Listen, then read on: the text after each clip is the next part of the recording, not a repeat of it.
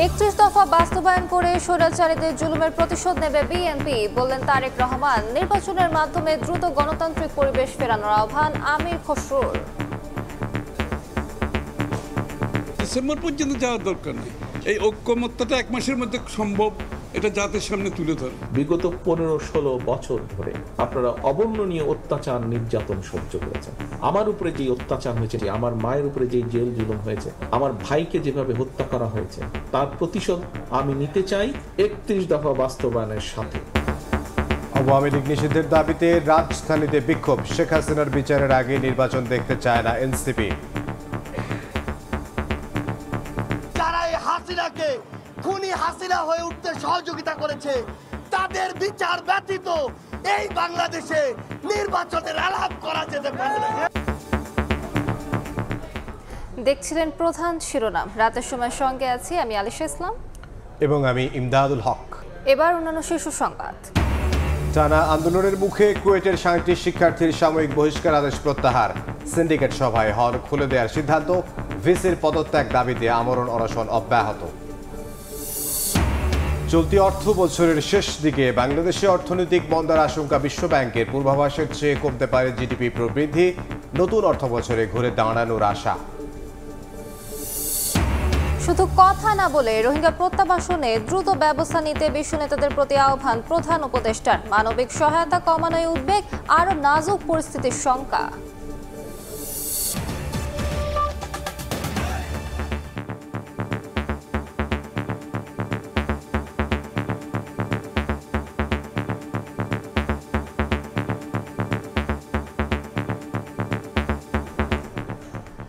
একত্রিশ দফা বাস্তবায়ন করে স্বৈরাচারীদের জুলুমের প্রতিশোধ নেওয়া হবে বলে জানিয়েছেন বিএনপির ভারপ্রাপ্ত চেয়ারম্যান তারেক রহমান।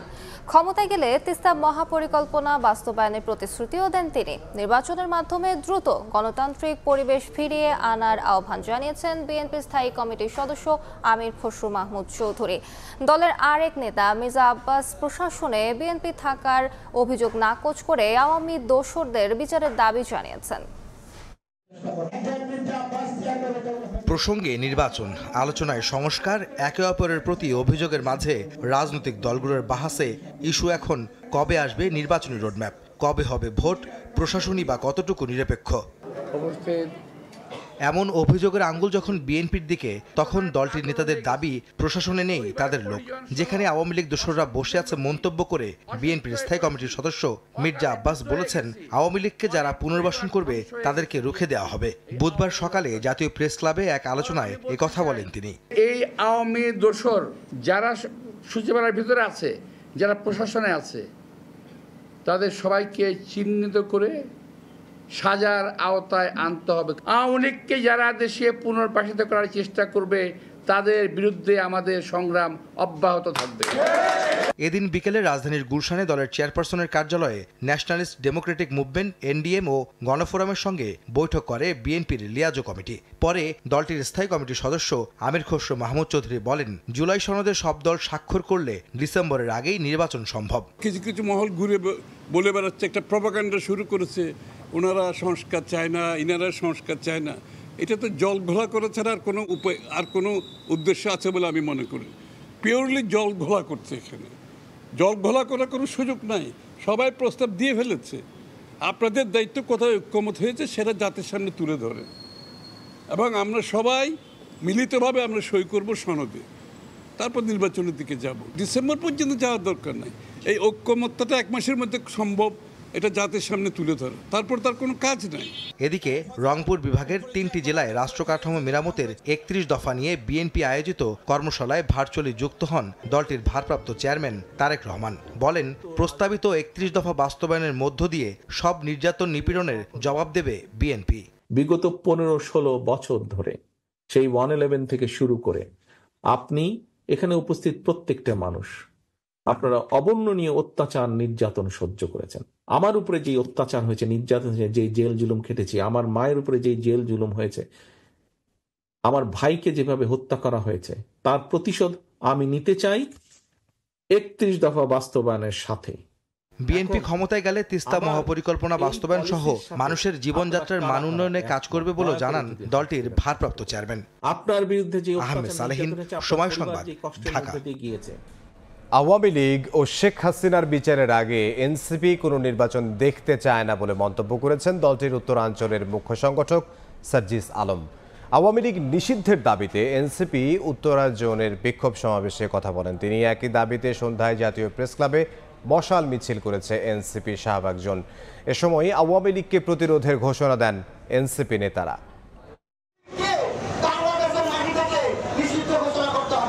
বিচারের পাশাপাশি আওয়ামী লীগের রাজনৈতিক কার্যক্রম নিষিদ্ধ এবং রাষ্ট্র সংস্কার ও গণপরিষদ নির্বাচনের দাবিতে বিকেলে উত্তরার বিএনএস টাওয়ারের সামনে অবস্থান নেন জাতীয় নাগরিক পার্টির নেতাকর্মীরা। এ সময় আওয়ামী লীগের প্রকাশ্য তৎপরতায় ক্ষোভ প্রকাশ করেন এনসিপি নেতারা। অভিযোগ করেন অনেক রাজনৈতিক দল আওয়ামী স্টাইলে রাজনীতি করার চেষ্টা করছে। বিভিন্ন ঝটিকা মিছিল বিভিন্ন জায়গায় বের হচ্ছে। এই ঝটিকা মিছিলগুলো নাকি রাস্তা ভাড়া দেওয়ার মাধ্যমে আওয়ামী লীগের ব্যানার ব্যবহার করে নানান দলের লোকজন মিছিল করার ব্যবস্থা করে দিচ্ছে। একটা সুনির্দিষ্ট রাষ্ট্রযন্ত্র তৈরি করেন যেটাতে আওয়ামী লীগের নিবন্ধন এবং আজীবন ওদের নির্বাচন বা ওদের দল গঠনের কোনো অধিকার না থাকে। বিক্ষোভ কর্মসূচিতে এনসিপির উত্তরাঞ্চলের মুখ্য সংগঠক সার্জিস আলম বলেন, গণহত্যাকারী আওয়ামী লীগ এবং শেখ হাসিনার বিচারের আগে নির্বাচনের কোনো আলাপ চলবে না। সংস্কার ছাড়া যারা নির্বাচন করে তাদের চোখ ক্ষমতার দিকে বলেও মন্তব্য করেন সার্জিস। মামলা দেওয়ার পর নাম কাটানোর ব্যবসা, মামলা দিয়ে জামিন করানোর জন্য আবার টাকার ব্যবসা, এগুলো বিগত 16 বছরের কালচার। এগুলো বাদ দিন, না হলে আপনাদের পরিণতি একই রকম হবে। এই স্বৈরাচার কখনো একা স্বৈরাচার হয়ে উঠতে পারে না। হাসিনা কখনো একা খুনি হাসিনা হয়ে উঠেনি। যারা এই হাসিনাকে খুনি হাসিনা হয়ে উঠতে সহযোগিতা করেছে তাদের বিচার ব্যতীত এই বাংলাদেশে নির্বাচনের আলাপ করা যেতে পারে না। এদিকে সন্ধ্যায় জাতীয় প্রেস ক্লাবের সামনে মশাল মিছিল করে এনসিপি শাহবাগ জোন। এ সময় নির্বাচনের আগে আওয়ামী লীগ প্রশ্নের সমাধান চান নেতারা। সুন্দর সংস্কার প্রস্তাব আমরা করলাম, বাংলাদেশের জনগণ করলো, এগুলা সবগুলো তারা বাদ দিয়ে এখন এমন এক প্রস্তাব আনছে আসলে তাদের মনের মধ্যে এখনই নির্বাচন কারচুপি করার খায়েশ। নির্বাচনের পক্ষে, আমরাও গণতন্ত্রের পক্ষে, কিন্তু আমাদের বক্তব্য সুস্পষ্ট। গণহত্যার বিচার হতে হবে, মৌলিক সংস্কার হতে হবে, তারপরে নির্বাচন আয়োজন। আওয়ামী লীগ নিষিদ্ধের দাবিতে মশাল মিছিলটি 0 পয়েন্ট মোড় ঘুরে আবার জাতীয় প্রেস ক্লাবের সামনে এসে শেষ হয়। হাসান ওয়ালি, সময় সংবাদ, ঢাকা। টানা আন্দোলনের মুখে খুলনা প্রকৌশল ও প্রযুক্তি বিশ্ববিদ্যালয়ের 37 শিক্ষার্থীর সাময়িক বহিষ্কার আদেশ প্রত্যাহার করা হয়েছে। বিকেলে সিন্ডিকেট সভায় এই সিদ্ধান্ত হয়। একই সঙ্গে কুয়েটের সব হল খুলে দেওয়া হয়েছে। তবে শিক্ষা উপদেষ্টার আশ্বাসের পরও বিশ্ববিদ্যালয়ের উপাচার্যের পদত্যাগ দাবিতে আমরণ অনশন অব্যাহত রেখেছেন শিক্ষার্থীরা। এই ঘটনায় অসুস্থ 7 শিক্ষার্থীকে হাসপাতালে ভর্তি করা হয়েছে। উপাচার্যের পদত্যাগ দাবিতে তৃতীয় দিনের মতো অনশনে খুলনা প্রকৌশল ও প্রযুক্তি বিশ্ববিদ্যালয়ের শিক্ষার্থীরা। শিক্ষা উপদেষ্টার আশ্বাসেও কর্মসূচি প্রত্যাহার করেননি তারা। উল্টো দাবি আদায়ে ক্যাম্পাসে বিক্ষোভ মিছিল বের করেন আন্দোলনকারীরা। বুধবার সকাল 9:45টার দিকে শিক্ষা উপদেষ্টা কুয়েটে গিয়ে শিক্ষার্থীদের সঙ্গে কথা বলেন এবং তাদের দাবি দেওয়া শোনেন। তদন্ত প্রতিবেদন পেলে গত 18 ফেব্রুয়ারির হামলায় জড়িতদের বিরুদ্ধে ব্যবস্থা নেওয়া হবে বলে আশ্বস্ত করেন শিক্ষা উপদেষ্টা। তারা চাইছে এখনই আমরা কোনো ঘোষণা দেই যার মাধ্যমে তারা যেন অনশন শেষ করতে পারে। আমি তাদেরকে বোঝাতে চেষ্টা করেছি বিশ্ববিদ্যালয় পরিচালনার জন্য নির্দিষ্ট আইন রয়েছে এবং সেই আইনের মধ্যে থেকেই আমাদের যে ইনকোয়ারি কমিটি, অত্যন্ত কম্পিটেন্ট ইনকোয়ারি কমিটি, তারা সেই আইনের মধ্যে থেকেই তারা সুপারিশ করবেন বলে আমরা আশা করছি এবং সুপারিশটা পাওয়ার সাথেই আমরা চেষ্টা করব যত দ্রুত সেটা কার্যকর করা যায়। এদিকে কুয়েটের 37 শিক্ষার্থীর সাময়িক বহিষ্কারাদেশ প্রত্যাহার এবং সবগুলো হল খুলে দেওয়ার সিদ্ধান্ত নিয়েছে বিশ্ববিদ্যালয় কর্তৃপক্ষ। অন্যদিকে চাপ দিয়ে উপাচার্যকে অপসারণ করা হলে তা মেনে নেওয়া হবে না বলে সাফ জানিয়ে দিয়েছে কুয়েট শিক্ষক সমিতি। আগের সিন্ডিকেটে যে সাময়িক বহিষ্কারের ব্যাপারে যে 37 জনের ব্যাপারে বলা হয়েছিল ওই সিদ্ধান্তটা প্রত্যাহার করা হয়েছে। আমাদের হলগুলা যেটা ভ্যাকেন্ট করা ছিল, বন্ধ ছিল, আজকে থেকেই হলগুলো খুলে দেওয়ার ব্যাপারে বলা হয়েছে। যেহেতু এখন সরকার এখানে হস্তক্ষেপ করেছে, ভাইস চ্যান্সেলর মহোদয়ের যদি কোনো দোষ থাকে, কোনো ওনারা কোনো ত্রুটি খুঁজে পান, ওনারা সেই অনুযায়ী ব্যবস্থা নেবেন। কিন্তু সেটা যদি না হয়, এইভাবে কোনো পক্ষের কোনো গ্রুপের এরকম করে চাপে একজন ভাইস চ্যান্সেলরকে একজনকে অযৌক্তিকভাবে পদত্যাগ করতে হবে, আমরা এর তীব্রভাবে বিরোধিতা করছি। তবে উপদেষ্টার কথায় আশ্বস্ত না হয়ে কুয়েট উপাচার্য পদত্যাগ না করা পর্যন্ত অনশন চালিয়ে যাওয়ার ঘোষণা দেন শিক্ষার্থীরা। এখন আমাদের পদত্যাগপত্র অথবা ওনাকে অপসারণ করা হয়েছে, এই কাগজটা দেন, আমরা একটু পানি খেতে চাই, আমাদের অনেক তৃষ্ণা পাইছে। আমাদের শিক্ষার্থীদের জীবন নিয়ে সংখ্যা দেখা দিচ্ছে, কিন্তু এখনো আমরা তেমন কোনো ফলাফল আমরা পাইনি, আমরা শুধু আশাই শুনে যাচ্ছি। আজকে 5 জন শিক্ষার্থীকে আমরা হসপিটালাইজ করতে বাধ্য হয়েছি এবং 4 জন শিক্ষার্থী আমাদের অস্থায়ী ক্যাম্প রক্তাক্ত কুয়েট মেডিকেল সেন্টারের অধীনে চিকিৎসাধীন অবস্থায় আছে। শিক্ষা উপদেষ্টা এসেছেন, উনি আমাদের অনশন ভাঙার জন্য রিকোয়েস্ট করেছেন, বাট আমরা স্ট্রংলি বলে দিয়েছি যেটা আমাদের ভিসি অপসারণ না হওয়া পর্যন্ত আমাদের যারা অনশনে বসেছে তারা অনশন ভাঙবে না। এদিন সন্ধ্যায় উপাচার্যের পদত্যাগের এক দফা দাবিতে ক্যাম্পাসে কফিন মিছিল করেছে আন্দোলনকারীরা। গত 21 এপ্রিল বিকেল থেকে কুয়েটের স্টুডেন্ট ওয়েলফেয়ার সেন্টারের সামনে আমরণ অনশন কর্মসূচি পালন করেছেন শিক্ষার্থীরা। তানজিম আহমেদ, সময় সংবাদ, খুলনা। ঢাকা সিটি এবং আইডিয়াল কলেজের শিক্ষার্থীদের মাঝে কোনো সংঘর্ষ হলে যেই দোষী হোক তার বিরুদ্ধে প্রশাসনিক ব্যবস্থা নেবে কলেজ কর্তৃপক্ষ। প্রয়োজনে অপরাধীদের বিরুদ্ধে মামলাসহ আইনগত ব্যবস্থা নেবে আইন শৃঙ্খলা রক্ষা বাহিনী। শিক্ষার্থীদের মাঝে স্থায়ীভাবে সংঘাত এড়াতে ধানমন্ডি মডেল থানায় 3 কলেজ কর্তৃপক্ষ ও রমনা বিভাগের উপ পুলিশ কমিশনারের মধ্যে বৈঠকে এ সিদ্ধান্ত হয়। ধানমন্ডি মডেল থানায় হওয়া বৈঠকে শিক্ষার্থীদের সংঘাত থেকে দূরে রাখতে কাউন্সেলিংয়ের পাশাপাশি শিক্ষা প্রতিষ্ঠানে শৃঙ্খলা আরও কঠোরভাবে মেনে চলার বিষয়ে সিদ্ধান্ত নেন শিক্ষকরা। এছাড়া সংঘর্ষে জড়িতদের বিরুদ্ধে প্রশাসনিক ব্যবস্থা নিতেও একমত হন 3 কলেজের অধ্যক্ষ। শিক্ষার্থীরা আইনশৃঙ্খলা পরিস্থিতির অবনতি ঘটায়, সহায় সম্পত্তির উপর হামলা করে, স্থাপনার উপর হামলা করে বিভিন্ন ধরনের সন্ত্রাসী কর্মতৎপরতা চালায়। এদের ব্যাপারে আমরা 3 শিক্ষা প্রতিষ্ঠান একটি যৌথ সমঝোতা তৈরি করে তাদের কাছে হস্তান্তর করব। এখানে আমরা এক কলেজ আরেক কলেজকে কিভাবে সহযোগিতা করব, এই সন্ত্রাসী ঘটনা থেকে কলেজগুলোকে কিভাবে রক্ষা করব, আমরা স্ব কলেজের পরিবেশ, শিক্ষার মান এগুলো রক্ষা করার জন্য কি করব, সেই যৌথ বিবৃতিতে এগুলো অন্তর্ভুক্ত থাকবে। সংঘর্ষ এড়ানোর জন্য আমরা যে সিদ্ধান্তগুলো নিয়েছি সেগুলো আমরা বাস্তবায়নে পদক্ষেপ নেব। রাস্তায় পুলিশ, আমাদেরকে পুলিশ ফোর্স এবং সেনাবাহিনী সদস্যরা আমাদেরকে সহযোগিতা করবেন, এ ব্যাপারে তারা কথা দিয়েছেন। কোনো একটা বিষয় নিয়ে তাদের মধ্যে মারামারি হলো, গণ্ডগোল হলো, চাকু মারলো, ছুরি মারলো বা অন্য কোনো কিছুভাবে আঘাত করলো, যেটা আইনের দৃষ্টিতে অপরাধ, সেটার জন্য সে নিজে লায়াবল থাকবে। এটার জন্য কলেজ আসবে না বা কলেজ কর্তৃপক্ষের কোনো বিষয় আসবে না, এটা তারা এই বিষয়ে তারা সহযোগিতা করবে এবং এটা আমরা আইনগতভাবে এটা আমরা প্রসিকিউট করব। শিক্ষা প্রতিষ্ঠানের শৃঙ্খলা রক্ষায় যৌথভাবে কাজ করতে 3 কলেজের পাশাপাশি মুন্সি আব্দুর রৌফ কলেজ ও বীরশ্রেষ্ঠ নূর মোহাম্মদ কলেজকেও যুক্ত করার সিদ্ধান্ত হয় বৈঠকে। সাদিকুর রহমান, সময় সংবাদ, ঢাকা। শুধু কথা না বলে রোহিঙ্গা সংকট সমাধানে দ্রুত ব্যবস্থা নিতে বিশ্ব নেতাদের প্রতি আহ্বান জানিয়েছেন প্রধান উপদেষ্টা ডক্টর মোহাম্মদ ইউনূস। কাতারে উচ্চ পর্যায়ের বৈঠকে কথা বলেন তিনি। রোহিঙ্গাদের সহায়তা কমে যাওয়ায় উদ্বেগ প্রকাশ করে বলেছেন, এতে পরিস্থিতি আরও নাজুক হতে পারে। রোহিঙ্গা প্রত্যাবাসনে দেরি হলে হুমকির মুখে পড়তে পারে আঞ্চলিক স্থিতিশীলতা। কাতারে আর্থনা সম্মেলনে যোগ দিয়ে ব্যস্ত সময় কাটাচ্ছেন প্রধান উপদেষ্টা ডক্টর মোহাম্মদ ইউনূস। সম্মেলনের দ্বিতীয় দিন সাইড লাইনে রোহিঙ্গা সংকট নিয়ে আলোচনায় অংশ নেন তিনি।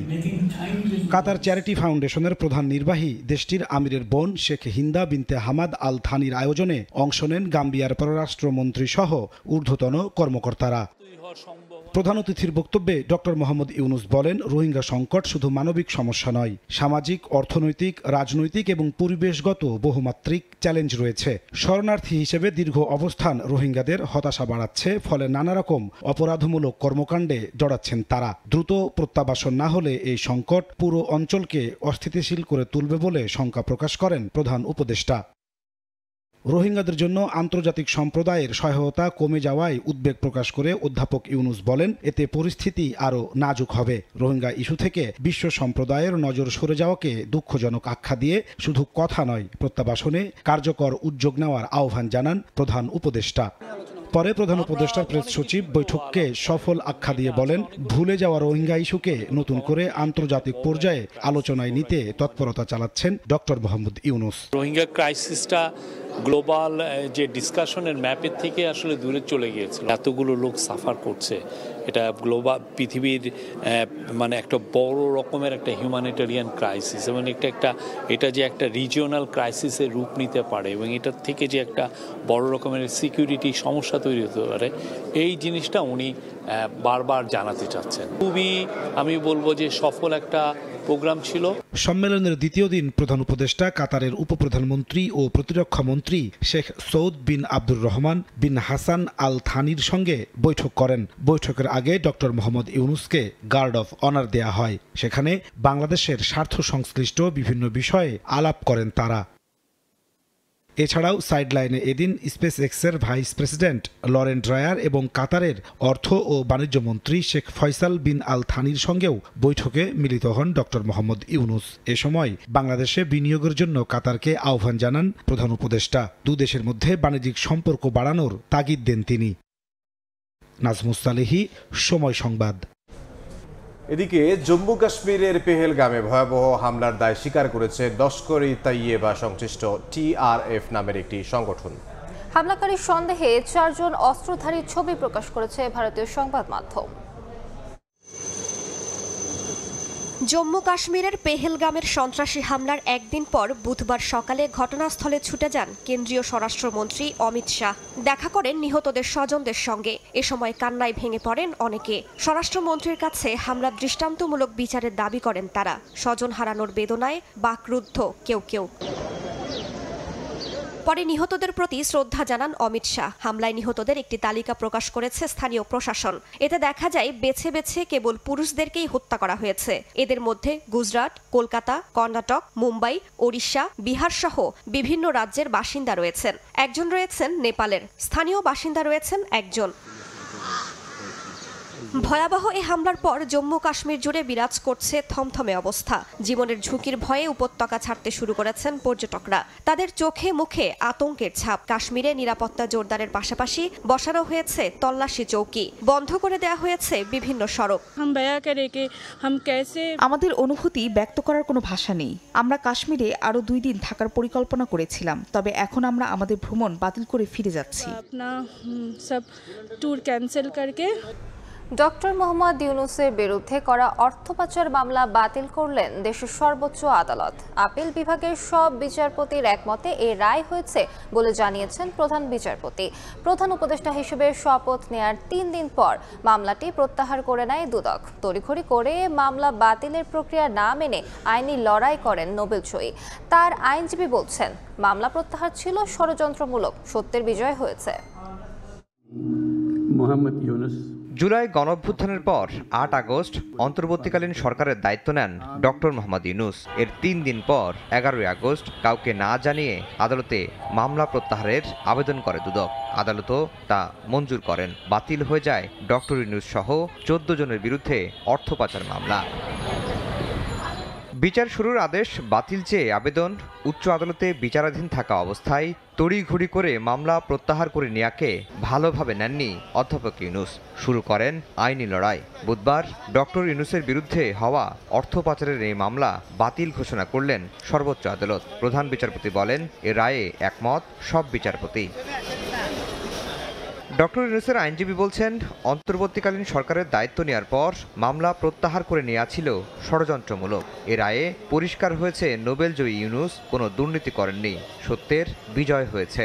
সত্যের বিজয় হলো এবং আইনের মাধ্যমে এই মামলা থেকে ডক্টর মোহাম্মদ ইউনূস সহ বাকি যারা 7 জন আছেন সবাইকে এই মামলা থেকে খালাস দিয়েছেন। মিথ্যার উপরে মামলাটা প্রতিষ্ঠিত হয়েছে। আমরা অনেক সময় আমরা এদের ভিতর দিতে হয়েছে গত 3টা বছর। মানসিকভাবে নির্যাতিত হয়েছি, শারীরিকভাবে।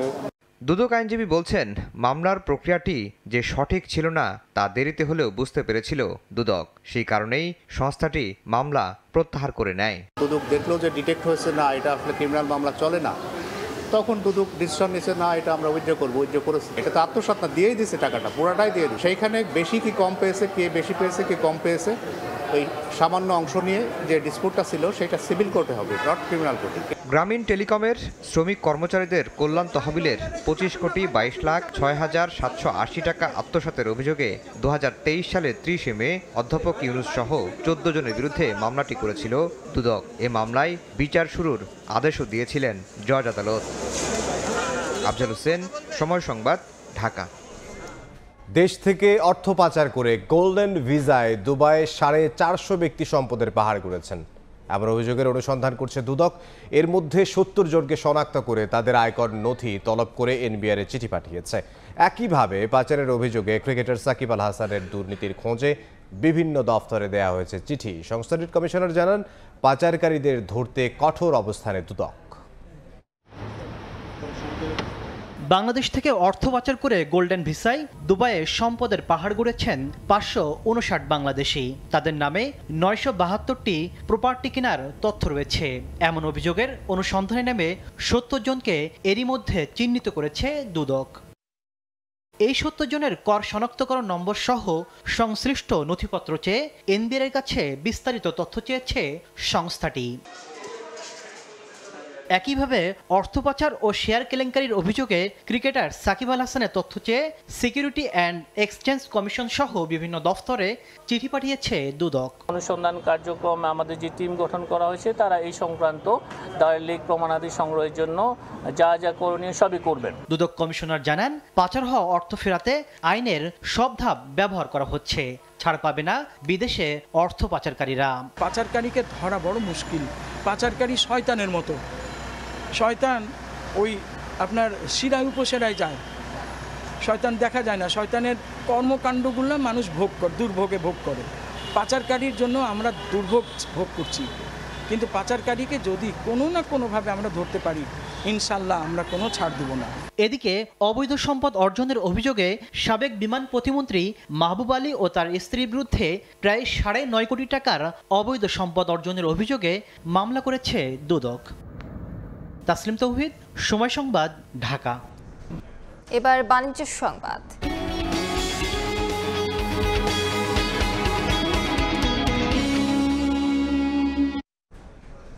বাংলাদেশের অর্থনীতির মন্দার পূর্বাভাস দিল বিশ্বব্যাংক। সংস্থাটি বলছে, চলতি অর্থ বছর শেষে জিডিপির প্রবৃদ্ধি হতে পারে 3.3%। আগের করা পূর্বাভাস থেকে যা প্রায় 1% কম। তবে আসছে অর্থ বছরে অর্থনীতি ঘুরে দাঁড়ানোর পাশাপাশি জীবনযাত্রার ব্যয় কমে আসবে বলে জানাচ্ছে বিশ্বব্যাংক। চলতি অর্থ বছর শেষে বাংলাদেশের জিডিপির প্রবৃদ্ধি মাত্র 3.3% নেমে আসবে এমন পূর্বাভাস দিয়েছে বিশ্বব্যাংক, যা 4% হবে বলে আগে জানিয়েছিল সংস্থাটি। তবে 2025-26 অর্থ বছরে অর্থনীতি ঘুরে দাঁড়িয়ে প্রবৃদ্ধি হতে পারে 4.9%। বুধবার প্রকাশিত সাউথ এশিয়া ডেভেলপমেন্ট আপডেট প্রতিবেদনে বিশ্বব্যাংক জানায়, সামাজিক ও রাজনৈতিক সহিংসতায় ব্যবসায়িক কার্যক্রমে ব্যাহত হওয়া, উচ্চ মূল্যস্ফীতি, ব্যাংক খাতের অবনতি, রাজনৈতিক অনিশ্চয়তা বাংলাদেশের বিনিয়োগ প্রবাহে নেতিবাচক প্রভাব ফেলবে। তবে প্রয়োজনীয় সংস্কারের মাধ্যমে মধ্যমেয়াদে জিডিপি ধীরে ধীরে বাড়বে বলে আশা করছে সংস্থাটি। ব্যাংক খাতের পরিস্থিতি তুলে ধরে বলা হয়, সাম্প্রতিক বছরগুলোতে খেলাপি ঋণের পরিমাণ উল্লেখযোগ্যভাবে বেড়েছে। গত বছরের সেপ্টেম্বর পর্যন্ত এই হার ছিল মোট ঋণের 17%। মূল্যস্ফীতি প্রসঙ্গে বলা হয়, টাকার অবমূল্যায়ন কমে আসায় এই হার কমে আসতে পারে। বৈশ্বিক অর্থনীতিতে অনিশ্চয়তা বেড়ে যাওয়ায় দক্ষিণ এশিয়ার অর্থনৈতিক প্রবৃদ্ধি কমার পূর্বাভাস দিয়েছে বিশ্বব্যাংক। 2025 সালে কমে দাঁড়াতে পারে 5.8%। এমন প্রেক্ষাপটে রাজস্ব সংগ্রহ বাড়ানোই ভবিষ্যতের ঝুঁকি মোকাবেলায় অর্থনীতিকে আরও সহনশীল করতে সহায়ক হতে পারে বলে মত সংস্থাটির। ইয়ানুর শিফাত, সময় সংবাদ। এক্সকাভেটর দিয়ে গুঁড়িয়ে দেয়া হলো বহুতল ভবন। মোহাম্মদপুরের কাটাসুর খাল দখলমুক্ত করতে অভিযান চালায় ঢাকা উত্তর সিটি কর্পোরেশন। অবৈধ স্থাপনা উচ্ছেদের সময় স্থানীয়দের সঙ্গে বাকবিতণ্ডা হয় সংশ্লিষ্টদের।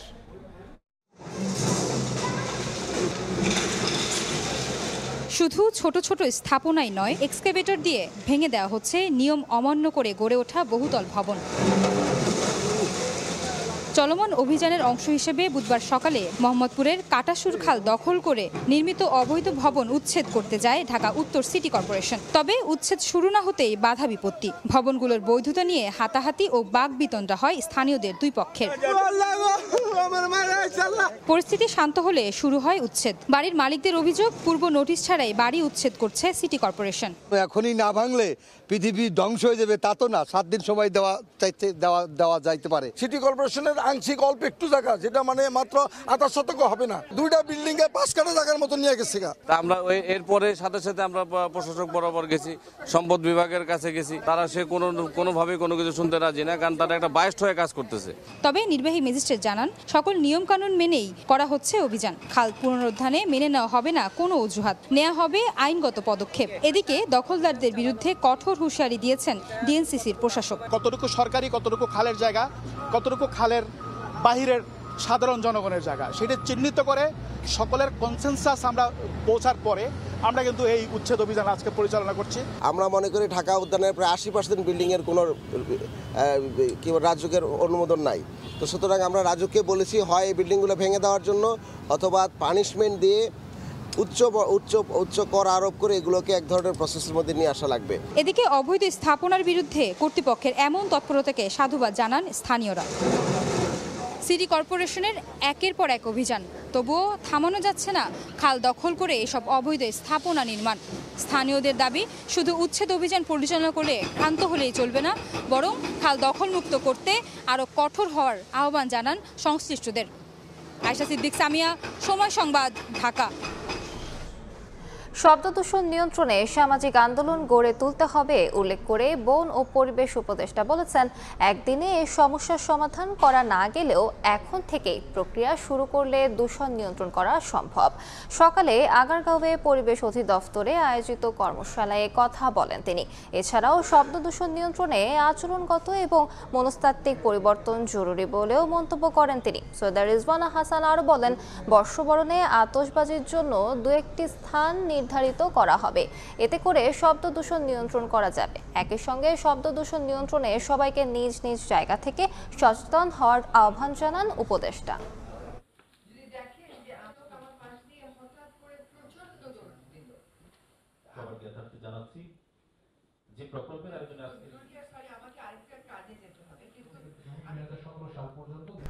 এশিয়ান কাপ বাছাইয়ে সিঙ্গাপুরের বিপক্ষে ম্যাচে ফাহমেদুল ইসলামকে দলে রাখতে কোচকে পরামর্শ দিয়েছে ন্যাশনাল টিমস ম্যানেজমেন্ট কমিটি, যে বিষয়ে ইতিবাচক মনোভাব ব্যক্ত করেছেন হাভিয়ার ক্যাব্রেরাও।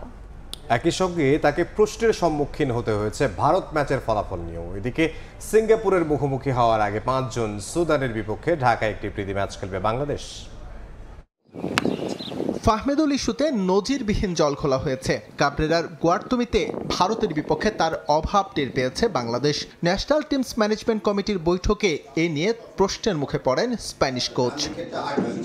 শুধু ফাহমেদুল নন, টোটাল টিম সিলেকশন নিয়েও জেরা করা হয়েছে কাবরেরাকে। জানতে চাওয়া হয়েছে লিগের পারফরমারদের রেখে কেন ভারত ম্যাচে মাঠে নামানো হয়েছিল অন্যদের।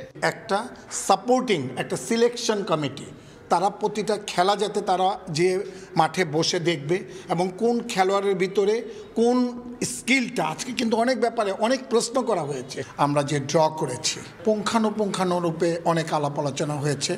আমাদের কমিটির অনেক কর্মকর্তারা অনেক বিষয়ে অনেক কিছু জানতে চেয়েছে কোচের কাছে। সব মিলে কাবরেরার ক্ষমতায় এবার লাগাম টানতে চায় বাফুফে। এর জন্য দল নির্বাচনে একটি সিলেকশন কমিটির পক্ষে ফেডারেশন। এরই মধ্যে ফাহমেদুলকে স্কোয়াডে রাখতে দেয়া হয়েছে পরামর্শ, যে বিষয়ে একমত হয়েছেন হাভিয়ার ক্যাব্রেরাও। কোচ যদি মনে করে যে এই খেলোয়াড়কে তার দলে অন্তর্ভুক্ত করা যেতে পারে, অবভিয়াসলি ফুটবল ফেডারেশনের পক্ষ থেকে কোনো রকমের কোনো অনীহা থাকবে না। ফাহমেদুল, আমরা তার ব্যাপারে আলাপ আলোচনা করেছি এবং আমরা বলেছি তাকে আমাদের দলে অন্তর্ভুক্ত করার জন্য। এদিকে সিঙ্গাপুর ম্যাচের আগে একটি প্রস্তুতি ম্যাচ খেলবে বাংলাদেশ। আলোচনায় ভুটানের নাম থাকলেও বাফুফে চায় ম্যাচটা হোক সুদানের বিপক্ষে। ঢাকায় এসে খেলতে সম্মতি জানিয়েছে আফ্রিকার দেশটিও। 5 জুন আমরা একটা প্র্যাকটিস ম্যাচ খেলবো, সেই খেলাটা যাতে ঢাকায় হয় সেটার জন্য আমরা কয়েকটা দেশকে আমন্ত্রণ জানিয়েছি। সুদানকে আমরা একটু এগিয়ে রেখেছি।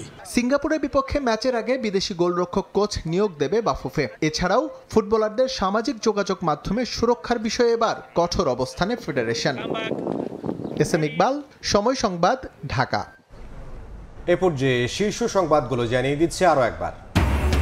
31 দফা বাস্তবায়ন করে স্বৈরাচারীদের জুলুমের প্রতিশোধ নেবে বিএনপি। নির্বাচন দিয়ে গণতান্ত্রিক পরিবেশ ফেরানোর দাবি। হাসিনার বিচারের আগে ভোট দেখতে চায় না এনসিপি। টানা আন্দোলনের মুখে কুয়েটের 37 শিক্ষার্থীর সাময়িক বহিষ্কার আদেশ প্রত্যাহার। সিন্ডিকেট সভায় হল খুলে দেওয়ার সিদ্ধান্ত। ভিসির পদত্যাগ দাবিতে আমরণ অনশন অব্যাহত।